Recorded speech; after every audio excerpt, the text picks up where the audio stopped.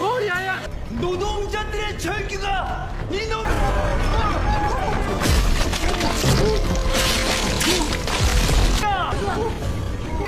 네 죄를 인정하든지!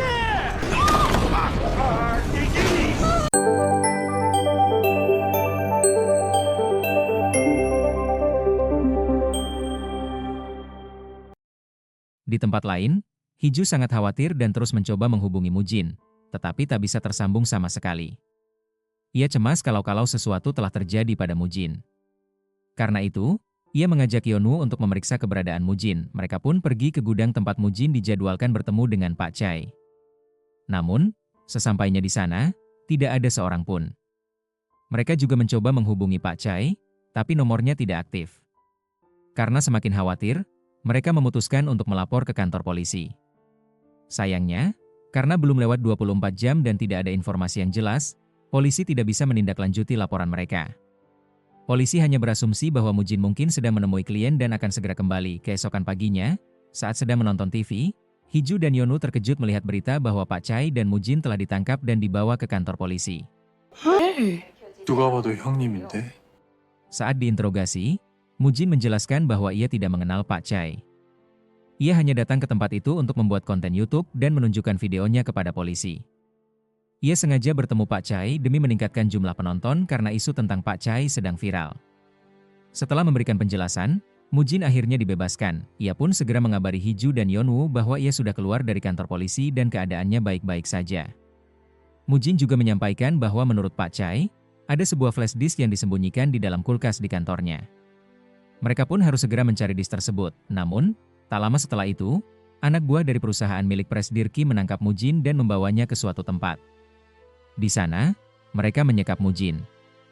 Sementara itu, Hiju dan Yonu kembali cemas karena tidak bisa menghubungi Mujin. Saat akhirnya telepon Mujin diangkat, suara di seberang ternyata milik orang lain. Orang itu menuntut bayaran agar mereka bisa mengambil kembali ponsel Mujin.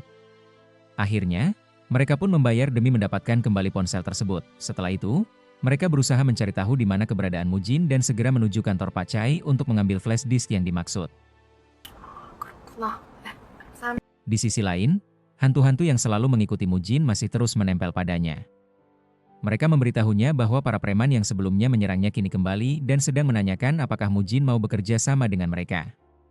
Tapi Mujin menegaskan bahwa ia tetap ingin memperjuangkan kebenaran dan mengungkap kecurangan yang terjadi.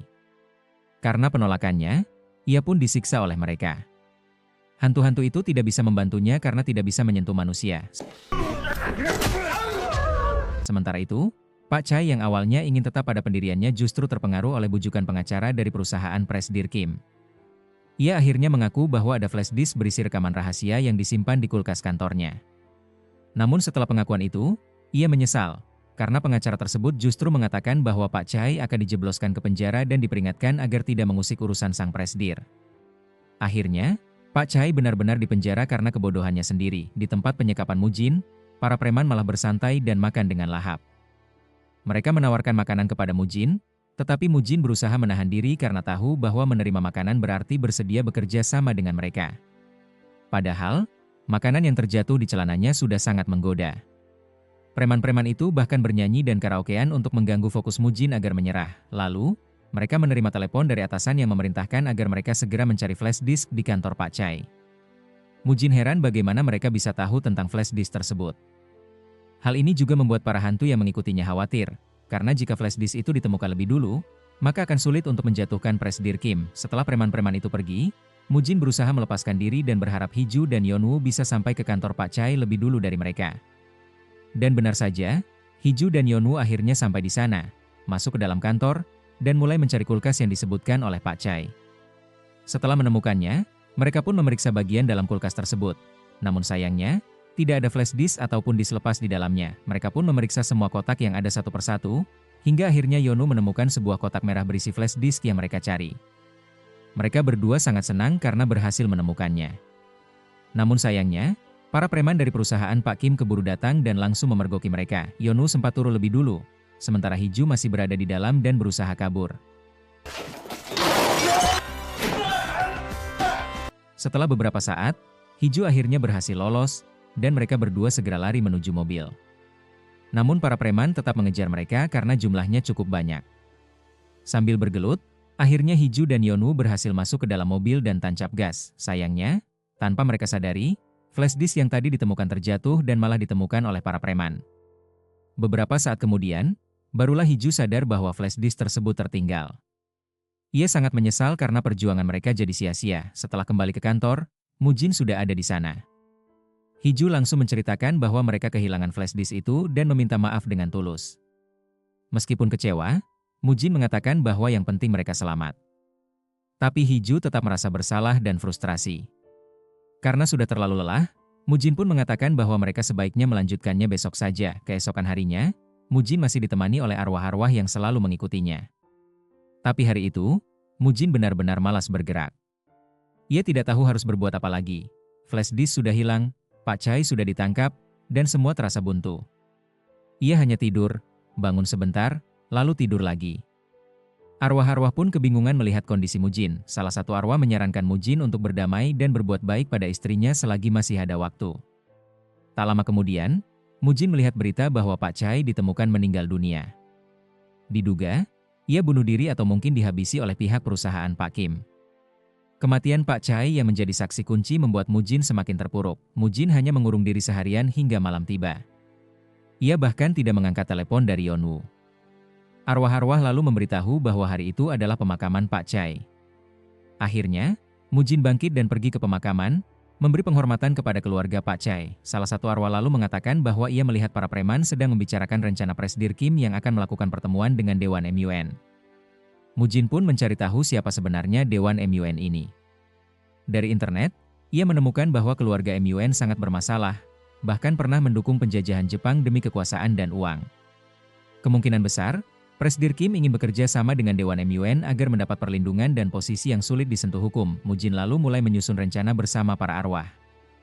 Hiju dan Yeonwoo sempat datang, tapi Mujin tidak membocorkan rencananya dan justru menyuruh mereka pulang. Ia tidak ingin mereka terlibat lebih jauh karena lawan mereka sangat berbahaya. Kali ini, Mujin memilih berjuang sendirian bersama para arwah. 내가 바보다. 우리한테 연락. 형님 실망입니다. Sementara itu, Presidir Kim akhirnya bertemu dengan Dewan MUN dan sejumlah pejabat. Mereka mulai bernegosiasi karena Dewan MUN sangat tertarik dengan kekayaan Presidir Kim yang bisa memperkuat kekuasaannya. Dewan MUN pun setuju untuk bekerja sama. Di tempat lain, Mujin meminta para arwah untuk menunjukkan kemarahan mereka seperti saat mengguncang tubuh Pak Chai. Tapi arwah-arwah itu sedang tidak marah, sehingga kekuatan mereka tidak muncul. Mujin pun memancing kemarahan mereka dengan kata-kata pedas, menyindir bahwa mereka hanya dimanfaatkan dan tidak mampu bertindak. Kemarahan arwah-arwah itu akhirnya memuncak.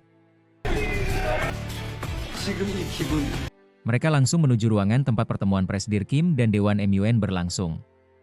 Kemunculan Mujin membuat semua orang kaget. Mujin meminta Presidir Kim mengakui semua perbuatannya.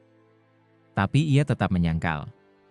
Hingga akhirnya, arwah-arwah memicu gempa di ruangan itu. Meski tekanan semakin kuat, Presidir Kim tetap menolak mengaku.